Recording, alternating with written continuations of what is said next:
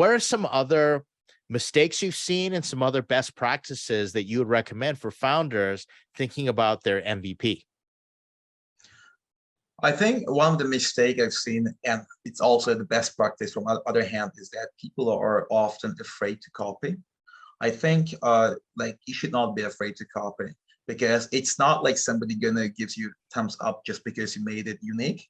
And I think people take it quite wrong, the idea of uniqueness, because often on the pitch deck, you have to mention what's unique about your startup. And it's not like having a unique login window is important. It's actually the opposite. And a lot of things like that. So even when we built, we're the founders ourselves, and when we built like Mars, for example, 90% of it, we just look at what works in the world, what people love, we just copy it. We just copy it pixel to pixel, because we know it works there, and then we believe those decisions on everything that's done there. And also because people like to see something they saw before, like people like to see this familiar things, like familiar buttons and login windows, etc. So that's one advice: like, do not be afraid to copy, and actually, most of the things you should copy. And that's all right. Everybody's happy about that, your users and whoever you copy it from. And then the other mistake I see is that people over exaggerate the importance of design at the beginning. Like for MVPs, for example, we're all inspired very much by Steve Jobs and his obsession for design. But it's a different thing. Like the MVP stage is not the time when you should focus on design at all. You should focus on user experience. That's important, because if people don't understand what to do, they are lost. But they don't care about the fonts and icons. And often, if you try to please them with design, you do the opposite. You do something what's strange for them, right? So the mistake: do not focus a lot on design. And then recommendation: focus a lot on user experience rather than the design or the look and feel of it. And people, the interesting thing here is that, I saw it often, even in my network, when I show something to my friends, when I show whatever, like a website or admin portal, the thing is that your friends often look at the look and feel, at how beautiful it is, because they don't want to think, because they're not your users, they're just your friends, and they look how if you show them the car, they look how beautiful the car is. They don't look at the engine, for example. Sure.